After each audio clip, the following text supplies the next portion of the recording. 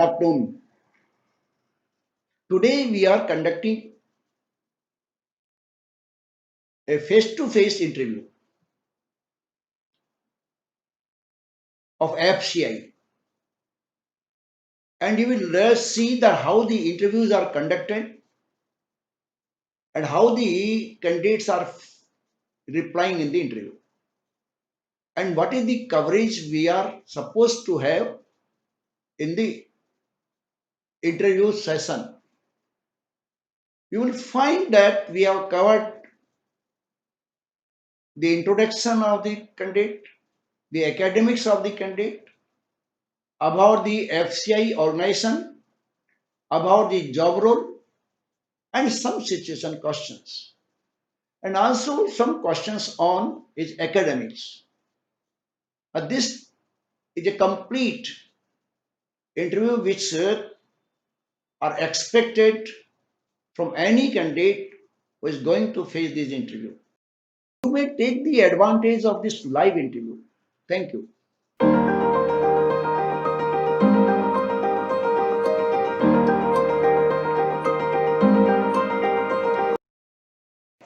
May I come in, sir? Please come. Good afternoon, sir. Good afternoon. Please have a seat. Thank you, sir. आज बहुत अच्छे कपड़े पहन के आए हो, क्या बात है? Thank you, sir. हाँ, तो बताइए आप कहाँ को बिलोंग करते हैं? सर मैं जयपुर से ही बिलोंग जयपुर प्रॉपर है? जी सर। कौन से पार्ट में रहते हैं? सर जमवा रामगढ़ तहसील है। जमवा रामगढ़। अच्छा अच्छा अच्छा। कौन सा गांव है? सर चावंड का मन। चावंड का। आंधी के आसपास है क्या? जी नहीं सर, ये आमेर की तरफ। आमेर की तरफ।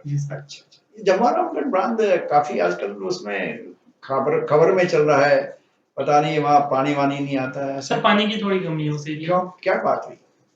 सर ये लोगों ने कब्जा कर लिया, लोगों ने उधर कब्जा कर लिया, अतिक्रमण कर लिया, तो लोगों ने जो है इससे पानी का बहाव जो है खत्म हो गया। चलिए बताइए आप कुछ अपने बारे में बताओ, कुछ परिवार के बारे में बताओ। सर मेरा नाम शुभम कुमार मीना है। हाँ। मैं जयपुर से बिलोंग करता हूँ। मेरे पिताजी का नाम श्री कैलाश नारायण मीना है। वो SBI में ब्रांच मैनेजर है सर। अच्छा जी सर।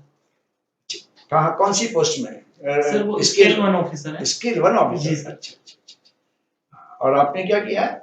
सर मैंने बैचलर ऑफ आर्ट्स से ग्रेजुएशन किया है। मेरे सब्जेक्ट्स थे political science, history and economics. अच्छा अच्छा अच्छा। क्या कितने परसेंट मार्क्स हैं आपके? सर ग्रेजुएशन में मेरे मार्क्स है 66%। 66%। Okay okay. तो बताइए यूनिवर्सिटी कौन सी थी, कॉलेज कौन सा था? सर मैंने यूनिवर्सिटी ऑफ राजस्थान से अपना ग्रेजुएशन किया है। रेगुलर किया आपने? जी सर। कॉलेज कौन सा था? Sir university Rajasthan college. चलिए, आपने आर्ट्स के सब्जेक्ट लिए? जी सर। ऐसा क्यों? सर एक्चुअली किसी भी जॉब के लिए एक बेसिक ग्रेजुएशन होना जरूरी है, तो इसमें कोई स्पेसिफिक रीजन नहीं था, मैंने आर्ट्स को सिलेक्ट किया। अच्छा, ऐसा तो नहीं कि आपको टीचिंग में जाना हो या? जी नहीं सर, अगर ऐसा होता तो मैं बीएड करता, पर मैंने वो ऐसा नहीं सोचा। कब किया आपने ग्रेजुएशन? सर 2016 में मेरा ग्रेजुएशन कंप्लीट। अच्छा, इसके बाद में क्या किया? सर उसके बाद में मैंने पोस्ट ग्रेजुएशन के लिए अप्लाई किया हिस्ट्री में। साथ ही मैंने सर अपने SSC और अदर एग्जाम्स की प्रिपरेशन स्टार्ट करी। अच्छा, जॉब की? जी सर। जमीन नहीं है आपके यहाँ? जी सर, जमीन है सर। कितनी जमीन है? Sir 2 hectare sir. अच्छा, 2 हेक्टेयर। ओके। कौन से किसान कहलाते हैं आप? स्मॉल है, मार्जिनल फार्मर, कौन से? सर 2 हेक्टेयर और से कम रहती तो स्मॉल ही कहलाते हैं। Small farmer. और 1 हेक्टेयर से नीचे मार्जिनल फार्मर। चलिए, तो आप तो खेती के बारे में जानते हैं? जी सर। तो बता, रबी की फसल कौन कौन सी होती है? सर रबी में अपना गेहूं आ जाता है, जौ है, चने की दाल है, सरसों है, बाकी जो मसाले होते हैं, धनिया। Very good. और खरीफ की फसल कब बोई जाती है? सर खरीफ की फसल बोई कब जाती है और कौन कौन सी फसलें होती है इसमें? सर इसमें जो फसलें होती हैं, चावल है, सोयाबीन है, बहुत बढ़िया, और बाकी जो बाजरा वगैरह है, ये सारी फसलें उसी में। अच्छा अच्छा अच्छा। तो अपन क्या क्या खरीद करते हैं? FCI जो है कौन कौन सी चीजें खरीदता है? सर FCI बेसिकली अपने गेहूं और चावल को प्रोक्योर करता है। अदरवाइज 22 वस्तुएं हैं, 22 वस्तु की MSP डिक्लेयर होती है, वो प्रोक्योर करता है। प्रोक्योर। अच्छा अच्छा। तो प्रोक्योरमेंट, अच्छा ये FCI का काम क्या है वैसे, उद्देश्य क्या है इसका? सर एफसीआई के 3 जो हम्म। एक जो इसका विजन है वो है नेशन के लिए फूड सिक्योरिटी को इंश्योर करना, लेकिन इसके जो ऑब्जेक्टिव है वो 3 है। लाइक पहले तो एक बफर स्टॉक को मेंटेन करना ताकि किसी भी इमरजेंसी सिचुएशन को हैंडल कर सकें। उसके बाद सर पब्लिक डिस्ट्रीब्यूशन सिस्टम के लिए जो फूड ग्रेन्स को लोगों तक पहुंचाना होता है वो है। दूसरा सर फार्मर्स को सपोर्ट करने के लिए जो एमएसपी है उसको भी ये इंश्योर करता है। अच्छा अच्छा अच्छा।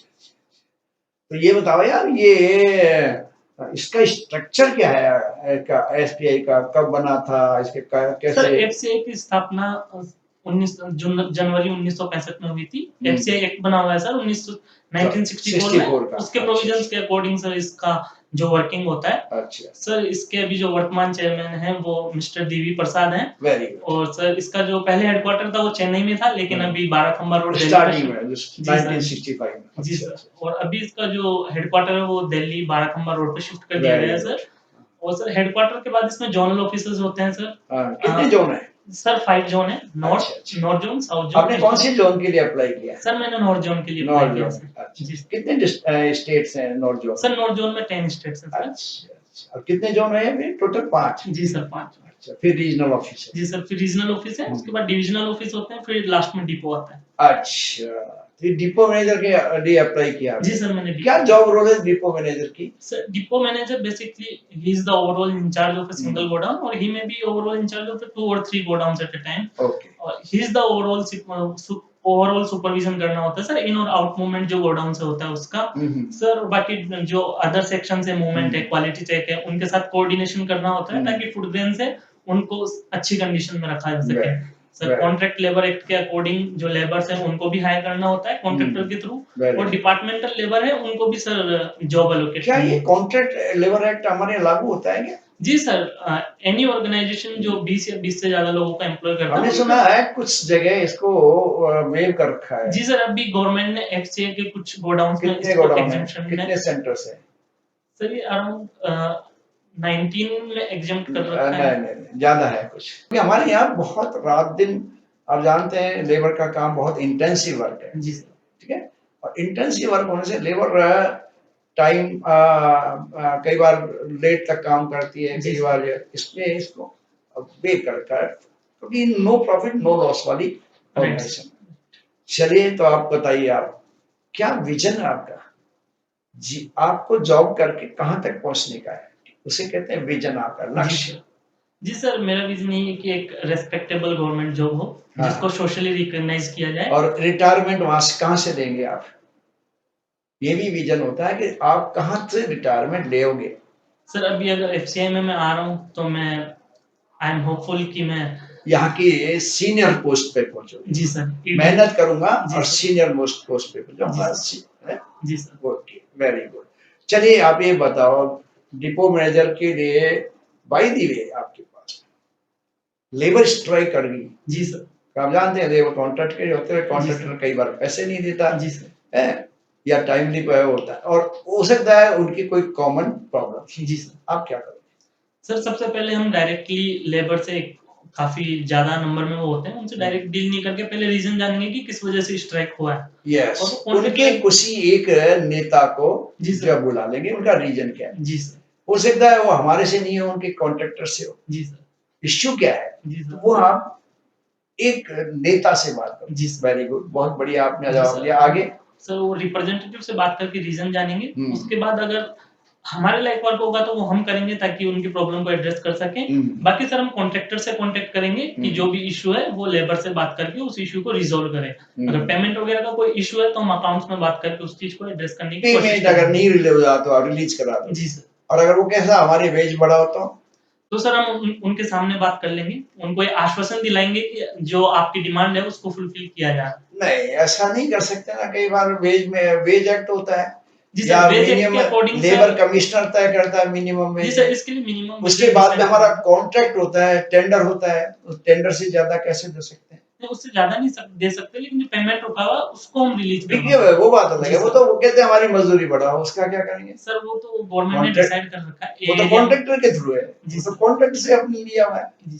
कॉन्ट्रैक्ट जिस है, टेंडर जिस बात पे लिया हुआ है, क्या ज्यादा ज्यादा कोई इंसेंटिव्स की बात हो सकती है। चलो ठीक है, एक्स्ट्रा काम करते तो कोई इंसेंटिव दे सकते हैं, ज्यादा ज्यादा ही कर सकते। चलिए, अगर फायर लग जाए तो क्या करोगे? सर सबसे पहले इसमें हमें जो एक्शन लेना चाहिए वो हम्म। 101 नंबर पे कॉल करके फायर ब्रिगेड को इन्फॉर्म करना चाहिए। हम्म, उसके बाद लॉस का असेसमेंट करके अपने Very सीनियर्स को इन्फॉर्म करना चाहिए। very जी सर। अच्छा, एक चीज और बताओ, ये आरओ क्या होता है? सर आरओ इसको बोलते हैं सर रिलीज ऑर्डर। अच्छा, अगर कोई ग्रेन्स को हमें रिलीज करना होता है, हम्म। लाइक अगर किसी दूसरे डिपो में भेजना है या हम्म। फिर पब्लिक डिस्ट्रीब्यूशन सिस्टम के अंदर अगर हम्म। किसी फेयर प्राइस शॉप को इशू करना है तो उसके लिए रिलीज अच्छा, आपका एक डेली वर्क क्या होगा वहां पर? जैसे आपको आज ये काम करना है, जो जो जरूर करके ही आप ऑफिस से छोड़ोगे, ऐसा क्या काम? सर ये जो डेली जो इन और आउट मूवमेंट होता है फूड Very ग्रेन्स का, बहुत उसको बढ़िया। डेली अपडेट करना और होता है। अपडेट पोजीशन करना। जी सर। पोजीशन अपने कंप्यूटराइज सिस्टम में। जी सर। तो कंप्यूटर की नॉलेज है आपको? जी सर, मैंने आरएससीआईटी का कोर्स आरसीआईटी किया किया हुआ है। था? जी सर। ओह, वेरी गुड।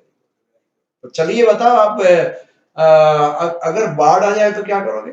सर एफसीआई ने मैनुअल्स निकाल रखे हैं, उनमें क्लियर इंस्ट्रक्शन है कि जो हम्म। गोडाउन होगा वो जो सराउंडिंग एरिया होगा उससे मतलब उसका प्लिंथ जो है वो थोड़ा अबव रहता है, Very ताकि पानी वगैरह का कोई स्टोरेज ना हो सीएपी पाए। क्या होता है? सीएपी वाला? Sir FCI basically follows 3 kinds of storage systems for the food grains. Hmm. उसमें से एक है अपने जो पक्का गोडाउन होता है वो होता बहुत है, बढ़िया। एक सीएपी कवर्ड एंड प्लिंथ होता है, तीसरा Very एक good. साइलोज होता है। साइलो। जी सर। अभी प्रयोग ही चल रहा है ज्यादा। जी सर, अभी इतना नहीं है, कुछ सिलेक्टेड लोकेशंस पे ही है, लाइक कर्नाटका और बेंगलुरु, मतलब ये अरे, अपने एक पंजाब चीज में। और बताओ, गेहूं में मॉइस्चर वाली प्रॉब्लम रहती है, जी सर। इसका और इसमें शॉर्टेज हो ही जाती है, फिर हम बैलेंस शीट देखोगे, आप देखो हमने बहुत सारी शॉर्टेज हमेशा कुछ न कुछ राइट जी ऑफ सर। करते हैं।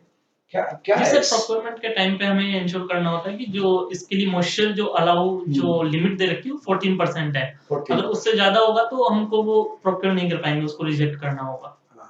ओके, या फिर उसका डिस्काउंट करेंगे कुछ रेट जी वगैरह में? सर। उसके या लिए उसके कहेंगे भाई कुछ इसका मॉइस्चर कम करके जी लाओ? सर, वो उसमें भी क्राइटेरिया दे रखा है, वो कुछ अच्छा। लिमिट तक ही आप अलाउ कर सकते हो। Very good. अच्छा, अच्छा, और अपन जब गोडाउन में रखते हैं, जी सर। कोई टेम्परेचर वगैरह भी मेंटेन करना पड़ता है क्या? जी सर, टेम्परेचर इसमें जो गोडाउन का बेसिक टेम्परेचर 25 टू 28। 25 से 27 जी के सर। आसपास। वेरी गुड यार, आपने तो बहुत अच्छी तैयारी की है यार। बताओ, तो ये एक बात बताओ यार, आपके वहाँ जयपुर में भी कोई ऑफिस देखा है आपने एफसीआई का? जी सर, मैंने बेसिक मतलब विजिट तो नहीं किया है, लेकिन मुझे लोकेशन पता है। कहाँ पर है? कहाँ पर है, कहाँ पर है? सर ये टोंक रोड पे जो नेहरू पैलेस है। नेहरू प्लेस के? जी सर। बिल्कुल बिल्कुल वही है ऑफिस। जी सर। रीजनल ऑफिस है हमारा वो वहाँ। जी सर। अच्छा अच्छा अच्छा अच्छा।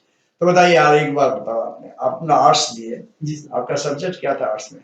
पॉलिटिकल साइंस, हिस्ट्री एंड तो इकोनॉमिक्स। आजकल तो पॉलिटिकल साइंस बहुत चली है। सेक्शन 10 क्या है यार कॉन्स्टिट्यूशन की? सेक्शन 10 जो है वो एंटी डिफेक्शन लॉ कहलाता है हमारा। उसके मतलब उसके प्रोविजंस के अंदर अगर कोई व्यक्ति अपनी जिस पार्टी से वो चुना गया है उसको छोड़ के दूसरी पार्टी में जाता है तो सर वो मतलब वो डिस्क्वालीफाई के क्राइटेरिया में आ हो जाता है। सकता है, अगर वो विभाग स्पीकर के वो जी सर, वो व्हिप होता है हर पार्टी का, अगर और उसकी पार्टी गाइडलाइंस विप के अगेंस्ट में काम करे। जी सर। राजस्थान में बड़ी पॉलिटिकल चल रही है, पॉलिटिक्स चल रही है, उठा पटकी चल रही है। जी सर। बड़ा ये जो है, इसमें राज्यपाल का भी कुछ रोल है। वो कौन से सेक्शन में राज्यपाल ये डिसीजन लेने के लिए वो है और उसका डिसीजन मान्य होता है? चलिए, राष्ट्रपति का चुनाव कैसे होता है ये बता दो। सर राष्ट्रपति के चुनाव में एक इलेक्टोरल कॉलेज होता है सिंगल ट्रांसफरेबल वोट के थ्रू। क्या बात है, जी बहुत सर। बढ़िया। उसमें अच्छा, आपने हिस्ट्री पढ़ी हुई है तो राजस्थान का इतिहास तो बहुत बुरा वो है, पढ़ा पड़ा है, या तो राजाओं का, राजस्थान राजाओं का राज वो है? अच्छा बताओ, राजस्थान का जो पुनर्गठन हुआ था वो कब प्रोसेस चालू हुआ था, कितने चरणों में हुआ था? अगर आप बता सकते हैं तो कोई बात सर मैंने इंडियन हिस्ट्री को ज्यादा मतलब पढ़ा है, तो राजस्थान कोई के बात बारे में नहीं। इतना चलिए, राजस्थान में जब 1948 में जो 18 मार्च के आस जो है ये चालू हुआ था, 7 चरणों में हुआ था। कोई बात नहीं, आप बता दो, आप हिस्ट्री के आपने इकोनॉमी पढ़ी है? जी सर। तो यही बता दो, नॉमिनल जीडीपी क्या होता है और रियल जीडीपी क्या होता है? Sir nominal GDP current year की प्राइसेस पे मतलब कैलकुलेट किया जाता है, और रियल जीडीपी जो होता है वो एक बेस ईयर के प्राइसेस के ऊपर कैलकुलेट करते हैं। अभी इंडिया का जो नॉमिनल जीडीपी है वो 3.2 ट्रिलियन है। वाह, वेरी गुड। और उस हिसाब से हम 5वें नंबर पे हैं। जी सर। और रियल जीडीपी जो है वो बेस ईयर कौन सा है हमारा? सर अभी 11-12 है। और कौन सी प्राइस ली जाती है, कंज्यूमर प्राइस या होलसेल प्राइस ली जाती है? Sir consumer price. Consumer price. चलिए, आप तो रिजर्व बैंक के गवर्नर कौन है इस समय? क्योंकि अभी पॉलिसी आ रही है जी 4-5 साल की। शक्तिकांत दास। सी रखने का अंदाज, वेरी गुड, क्या बात है। और आप ये बताओ, ऑडिटर जनरल जो होता है, आप जानते हैं ऑडिटर जी सीएजी सर। का ऑडिट होता है, पता है आपको? जी सर। सीएजी कौन है यहाँ से? श्री राजीव मेहर सिंह जी सर। भैया से। चलिए आप शुभम जी एक बात बता दो आप जी सर। आप ये बताओ, how you are different than others, क्योंकि हमारे को 3 में से एक लेना, जी सर। आपको क्यों ले? आप ऐसी बात बताओ जो आप में स्ट्रेंथ है, जो आपको औरों से हमें जी सर। जो आप कहेंगे यार ये मेरी बात में विशेषता है। जी सर। सर मैंने एकेडमिक्स में काफी अच्छा परफॉर्म किया है। लाइक 94% मार्क्स स्कोर करने के लिए मुझे सीबीएसई की तरफ से सर्टिफिकेट मेरिट भी मिला वेरी है। गुड, बहुत बढ़िया। Clearly shows my dedication, commitment and very. Decision making ability. क्या बात है, जी सर। बहुत बढ़िया। और और कुछ? सर मेरे पिताजी एसबीआई में ब्रांच मैनेजर हैं, तो सर मुझे फाइनेंस का भी नॉलेज है। वेरी उसके गुड। बाद सर जैसा कि हम जानते हैं कि एफसीआई ने most of the work online कर दिया है हाँ, और डिपो ऑनलाइन सिस्टम जो निकाल रखा है, सर मुझे कंप्यूटर की भी नॉलेज है, तो मैं उसको काफी अच्छे से हैंडल कर पाऊंगा। very और good. सर मैं दिल्ली में भी रहा हूँ 1 साल। आई अच्छा। Have good communication skills in both Hindi as well as in English. Very good, very good. नाम भी अच्छा है आपका, शुभम है। Thank you, sir. चलिए Thank you. चलिए आप ये बता दो, आप तो ये आरटीजीएस क्या होती है और एनईएफटी क्या होती है? क्यों हमारा पेमेंट आरटीजीएस से जाता है और जी, sir. एनईएफटी से जाता है, तो कैसे क्या होती है? Sir, RTGS stands for Real Time Gross Settlement and NEFT stands for national electronic fund transfer. Sir जो भी हम फंड ट्रांसफर करते हैं वो इन 2 मीडियम में इनके थ्रू करना होता है। Very good. चलिए एनईएफटी बैचेज में जाती है और जी सर। आधा-आधा घंटे के बैच बनते जी हैं, सर। ठीक है? जी और सर। वो रियल टाइम है जी सर। आरटीजीएस। चलिए okay dear, all the best, thank Thank you you, very sir. Much, Thank you. Thank you.